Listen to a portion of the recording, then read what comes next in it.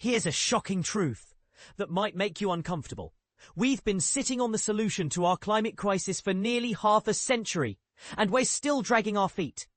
Let me share a story that perfectly illustrates how interconnected our world really is, and why one person's passion for environmental justice might just save us all. Reverend Candace McKibben here, and I'll be honest, my surname isn't exactly commonplace. Yet this seemingly ordinary name has opened doors in the most unexpected ways. Picture this: walking into a Marriott hotel and suddenly being treated like visiting royalty, simply because our family name sounds similar to McKibben, the hospitality empire that began with humble Piggly Wiggly stores back in 1926 in Gainesville, Georgia. The McKibben brothers probably never imagined their legacy would one day create moments of mistaken identity that spark conversations about much bigger legacies. I've spotted Jack McKibben's portraits gracing hotel lobbies, and despite our protests about different spellings and zero family connections, staff members continue their royal treatment. Honestly, that's exactly the kind of inclusive hospitality their management philosophy embraces. But here's where the story takes an environmental turn that changed everything. During our post-pandemic visit to Walden Pond, yes, that Walden Pond where Thoreau contemplated nature's wisdom, a cautious park ranger invited us to watch Henry David Thoreau, Surveyor of the Soul, before our pond exploration. She kept her hands safely tucked away when Bruce offered his greeting, pandemic protocols still fresh in everyone's minds. The film's conclusion featured remarks from Bill McKibben, the environmental pioneer who first sounded the climate alarm with his revolutionary 1989 book, The End of Nature. As we left the theatre, Bruce casually mentioned we were attending a McKibben family reunion. That same ranger who'd avoided handshakes moments earlier eagerly grabbed Bruce's hand, absolutely starstruck by our perceived connection to the environmental legend. And this is the part most people miss. I genuinely wish we were related to Bill McKibben. This Harvard-educated scholar serves as the Schumann Distinguished Scholar in Environmental Studies at Middlebury College. He's earned fellowship in the American Academy of Arts and Sciences, claimed both the Gandhi Prize and Thomas Merton Prize in 2013, and holds honorary degrees from 18 institutions. Beyond his 21 influential books addressing climate and justice issues, he founded 350.org, the planet's first grassroots climate movement that organized 20,000 rallies worldwide, everywhere except North Korea, led Keystone Pipeline resistance efforts, and launched the rapidly expanding fossil fuel divestment movement. Currently, he co-founded Third Act, mobilizing citizens over 60 for climate and justice action, including Third Act Florida, right here in our state. But here's where it gets controversial, and potentially game-changing. On August 19, 2025, McKibben released Here Comes the Sun, A Last Chance for the Climate and a Fresh Chance for Civilization.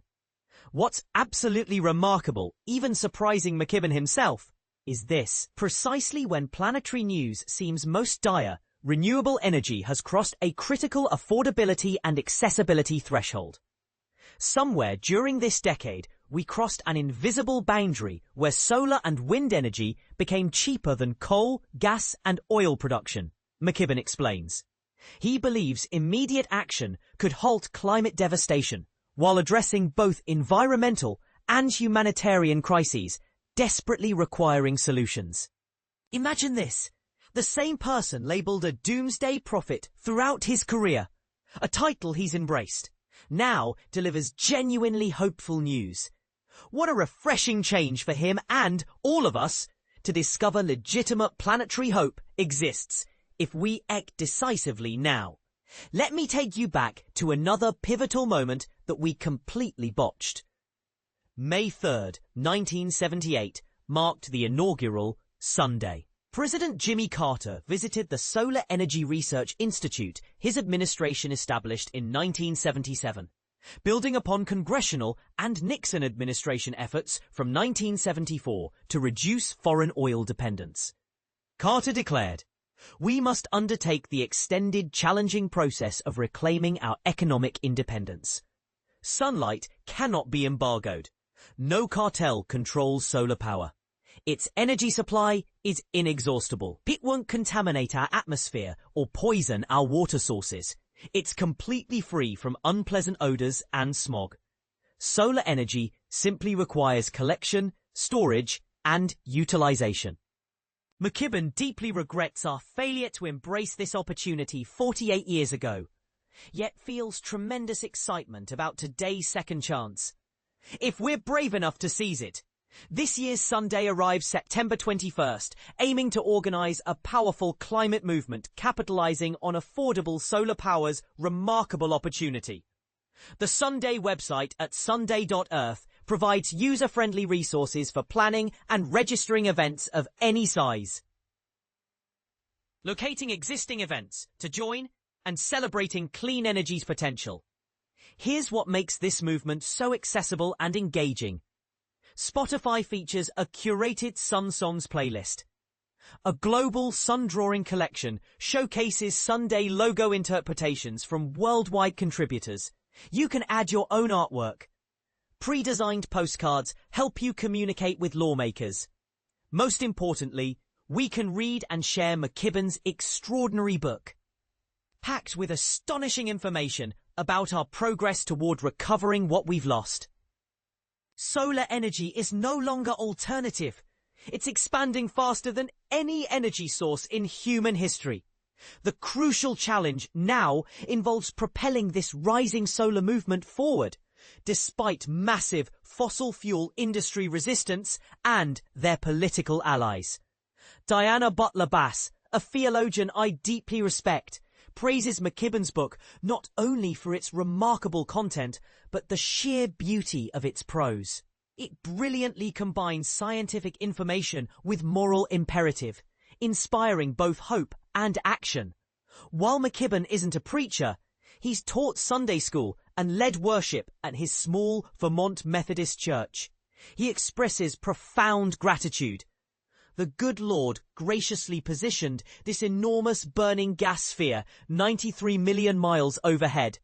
He's blessed us with intelligence to harness its full potential.